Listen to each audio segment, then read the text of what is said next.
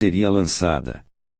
Isso lhe permitiu adiar a convocação de seu exército e dos reservas até o último momento, economizando dinheiro do governo.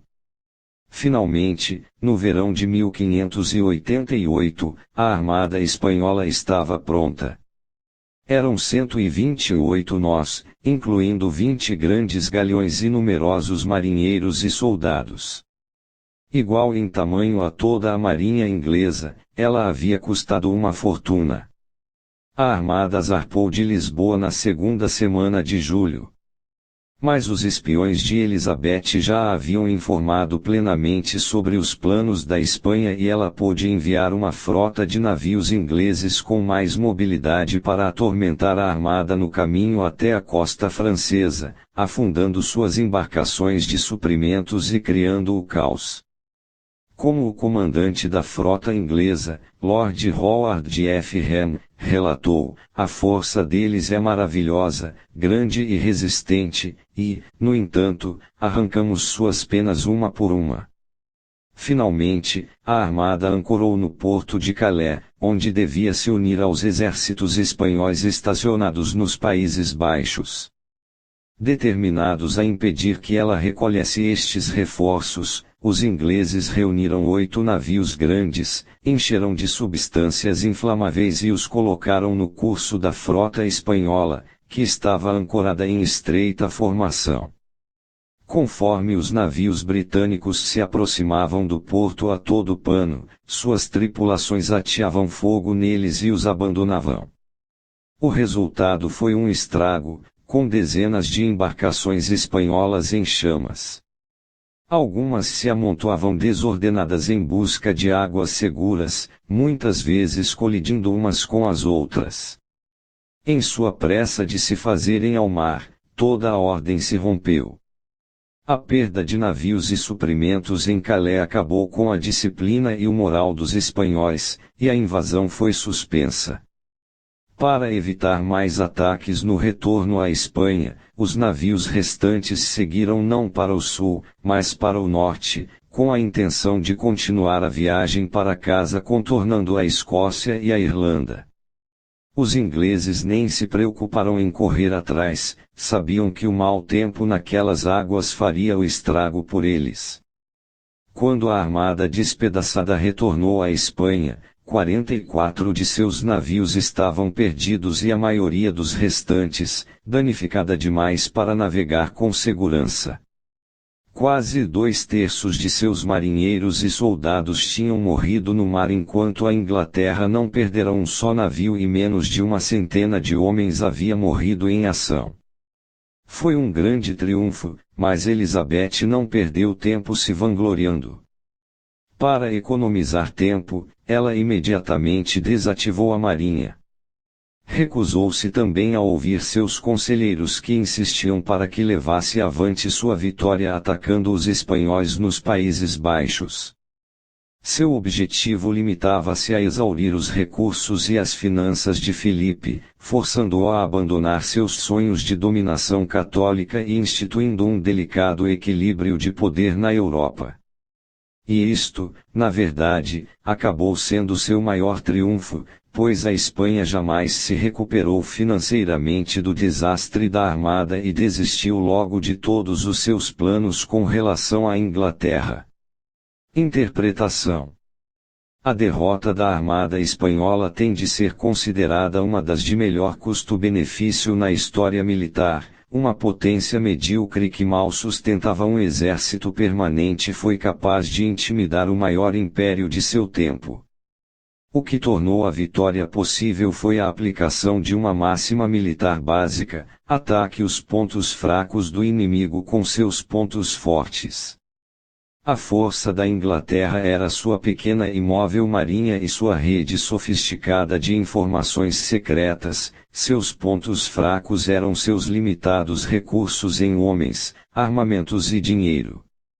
A força da Espanha estava em sua imensa riqueza e em seu enorme exército e frota, a sua fragilidade estava na precária estrutura de suas finanças, apesar da magnitude, e no desajeitado tamanho e lentidão de seus navios. Elizabeth recusou-se a lutar nos termos da Espanha, mantendo seu exército fora da briga.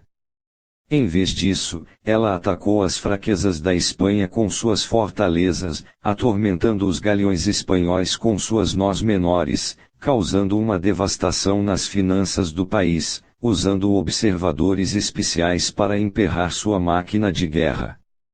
Ela conseguiu controlar a situação mantendo baixos os custos para a Inglaterra, enquanto tornava o esforço de guerra cada vez mais caro para a Espanha. Acabou chegando a hora em que para Felipe só restava o fracasso. Se a armada afundasse, ele estaria arruinado durante anos, e, mesmo que a armada triunfasse, o custo da vitória seria tão alto que ele se arruinaria tentando explorá-la em solo inglês. Compreenda, não existe ninguém ou grupo que seja completamente fraco ou forte. Todos os exércitos, por mais invencíveis que pareçam, têm um ponto fraco, um lugar que ficou desprotegido ou não se desenvolveu. O próprio tamanho pode acabar sendo uma fragilidade. Entretanto, até o grupo mais fraco tem algo em que se apoiar, uma força oculta. Seu objetivo na guerra não é simplesmente acumular uma pilha de armas, aumentar seu poder de fogo para poder explodir seu inimigo. Isso é desperdício, caro de construir, e deixa você vulnerável a ataques no estilo guerrilha. Investir contra seus inimigos, golpe a golpe, força contra força, também não é estratégico.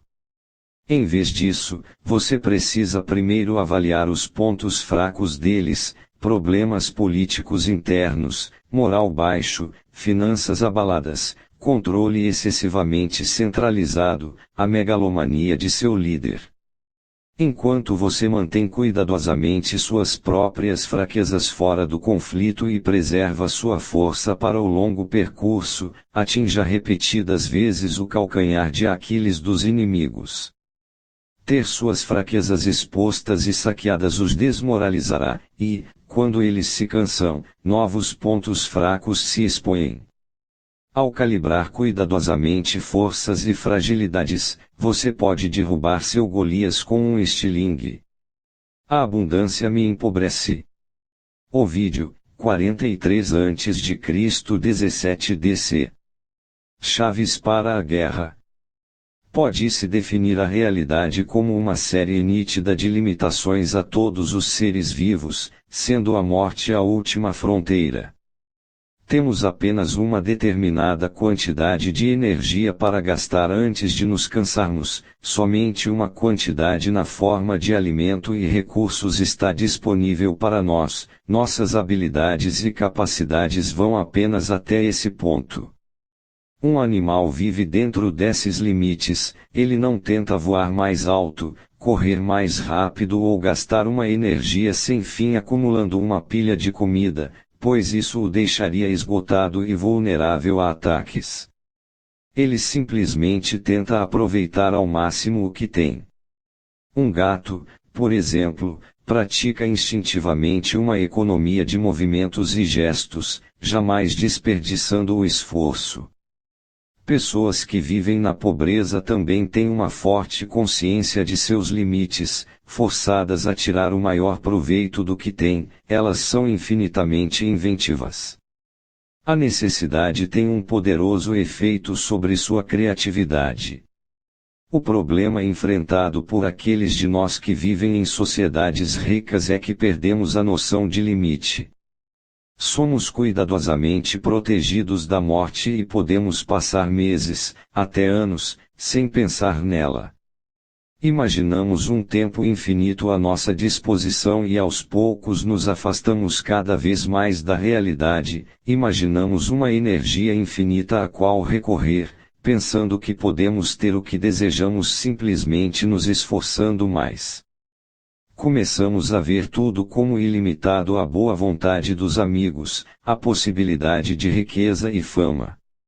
Algumas aulas e livros a mais e podemos ampliar nossos talentos e habilidades até nos tornarmos pessoas diferentes.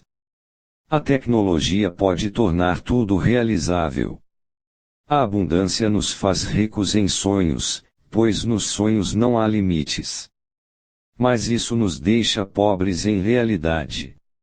Ficamos molas e decadentes, entediados com o que temos e precisando de choques constantes para nos lembrar de que estamos vivos.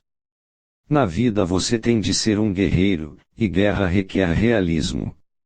Enquanto outros podem encontrar beleza em sonhos infindáveis, guerreiros a encontram na realidade, na consciência de limites, tirando o melhor partido do que têm.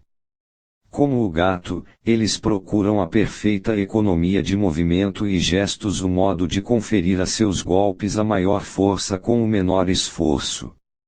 A consciência que eles têm de que seus dias estão contados, de que podem morrer a qualquer instante, os mantém com os pés na realidade. Há coisas que eles jamais podem fazer, talentos que jamais possuirão, metas grandiosas que jamais alcançarão, isso dificilmente os preocupa. Guerreiros concentram-se no que eles têm, nas forças que eles possuem e que devem usar de forma criativa. Sabendo quando diminuir a marcha, renovar, economizar, eles duram mais do que seus adversários. Eles jogam no longo prazo. Nos últimos anos do governo colonial francês no Vietnã e, em seguida, durante a Guerra do Vietnã, o líder militar dos insurgentes vietnamitas foi o general Viô Nguyen Giap. Primeiro com os franceses e depois com os americanos, ele enfrentou um inimigo com recursos, poder de fogo e treinamento muito superiores. Seu próprio exército era uma coleção diversa e esfarrapada de camponeses, eles tinham disposição para o combate, um profundo senso de propósito, porém pouco mais do que isso. Giap não tinha caminhões para transportar suprimentos, e seus sistemas de comunicação eram do século XIX. Outro general teria tentado se atualizar, e Giap teve oportunidade. Ele recebeu oferta de caminhões, rádios, armas e treinamento da China, mas ele a viu como uma armadilha. Não era só que ele não quisesse gastar seus limitados fundos nessas coisas, no longo prazo, ele acreditava, tudo o que fariam era transformar os norte-vietnamitas em uma versão mais fraca de seu inimigo. Em vez disso, ele preferiu tirar o maior proveito do que possuía, transformando as fraquezas de seu exército em virtudes. Caminhões podiam ser vistos do céu, e os americanos podiam bombardeá-los. Mas os americanos não podiam bombardear linhas de suprimento que não pudessem ver. Explorando seus recursos, portanto, Giap usou uma vasta rede de trabalhadores braçais camponeses para transportar suprimentos nas costas. Quando chegavam a um rio, eles usavam pontes de cordas penduradas logo abaixo da superfície da água. Até o final da guerra, os americanos ainda estavam tentando descobrir como o Vietnã do Norte supria seus exércitos no campo de batalha. Enquanto isso, Giap desenvolvia táticas de guerrilha rápida que lhe davam um enorme potencial para interromper as linhas de suprimentos americanas. Para combater, movimentar as tropas e transportar suprimentos, os americanos usavam helicópteros, que lhes davam uma tremenda mobilidade. Mas a guerra basicamente tinha de ser travada no chão, e Giap foi infinitamente inventivo ao usar a selva para neutralizar o poderio aéreo americano, desorientar a infantaria americana e camuflar suas próprias tropas.